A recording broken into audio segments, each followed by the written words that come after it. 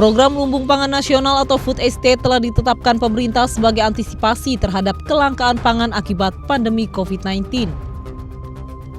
Namun proyek yang masuk dalam program strategis nasional 2020-2024 ini dinilai tidak dapat menyelesaikan masalah utama krisis pangan di Indonesia. Sampai 2 tahun ini kita belum melihat ada satu sumbangan yang serius, yang besar pada ketersediaan dan produksi, kalau ngomong beras ya, misalnya beras nasional. Nah, lagi-lagi saya ingin katakan bahwa jangan-jangan saya selalu menganalogikan kita mau ke Jakarta, tapi naik keretanya malah ke Sukabumi gitu. Kita lihat ya dalam kurun 2 tahun, tujuannya kan meningkatkan produksi ya, kemudian memperkokoh ketersediaan pangan di nasional gitu, kemudian kesejahteraan petani juga sempat disinggung dalam wacana awal gitu ya, dokumen awalnya. Itu kalau sekarang dievaluasi dan belum menunjukkan keberhasilan seperti yang dibayangkan di awal, harusnya bisa katakan demikian. Kita bisa mengatakan bahwa proyek ini gagal dan harusnya ada sebuah koreksi besar. Terlebih program Food Estate seolah mengabaikan permasalahan sesungguhnya yang terjadi terkait kelangkaan pangan, yakni tingginya lagu konsesi lahan pertanian. Data Kementerian Pertanian, alih fungsi lahan pertanian mencapai 100.000 hektar per tahun. Sementara Yayasan Madani menyebut sepanjang 2000 hingga 2015 laju alih fungsi lahan pertanian menjadi non-pertanian mencapai 96.512 hektar. Dengan laju sebesar ini diperkirakan lahan pertanian akan berkurang dari 8,1 juta hektar pada 2015 dan diperkirakan menjadi sekitar 5,1 juta hektar pada 2045. Dengan demikian bisa diprediksi ketahanan pangan di Indonesia di masa depan justru semakin terancam. Jadi selama seperempat abad ini seluruh program food estate di Indonesia gagal. Impor pangan kita semakin lama akan semakin tinggi.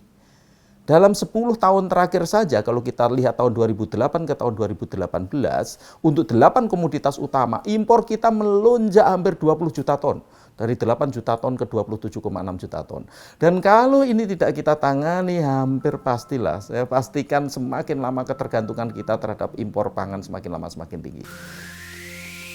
Program Food Estate juga dinilai tidak memberikan akses kepada para petani kecil. Proyek ini dituding hanya menguntungkan korporasi pertanian skala besar baik BUMN maupun swasta. Justru food estate ini, dari yang sudah kami lihat hari ini, itu akan memberi makan industri justru Mas. Tidak memberi makan masyarakat secara keseluruhan di Indonesia ini, bukan untuk individu-individu yang ada di Republik ini, tapi untuk mensuplai industri. Sehingga upaya pemerintah menjaga ketersediaan pangan dengan mengalihfungsikan kawasan hutan ataupun lahan gambut justru bertentangan dengan prinsip pelestarian lingkungan. Padahal pemerintah seharusnya mengatasi laju alih fungsi lahan pertanian akibat pembangunan dan industri, bukannya membuka lahan-lahan baru untuk dijadikan proyek food estate dengan mengorbankan hutan alam.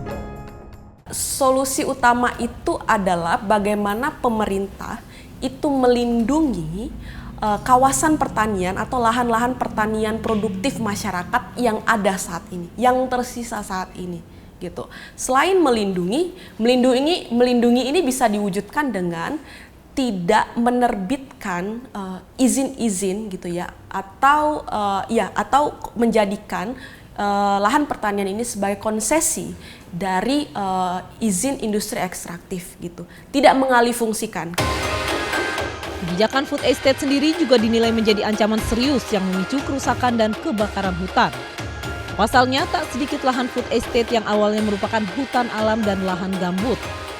Bahkan pembukaan food estate di kawasan hutan juga berpotensi memicu krisis iklim akibat semakin berkurangnya tutupan kawasan hutan. Proyek food estate tersebut, terutama di Kalimantan Tengah, ini akan menjadi pusat bencana kebakaran hutan dan lahan lagi. Karena apa? Tahun depan, dimulai bulan Juli, ini perkiraan banyak ahli, itu kita mengalami El Nino lagi, iklim kemarau berkepanjangan.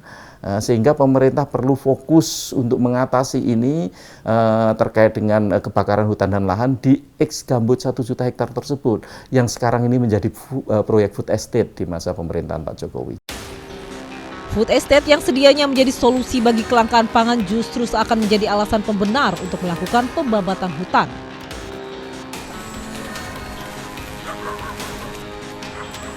Jangan sampai hutan terlanjur rusak, sementara proyek food estate sendiri tak menghasilkan solusi apapun selain bencana bagi lingkungan dan masyarakat.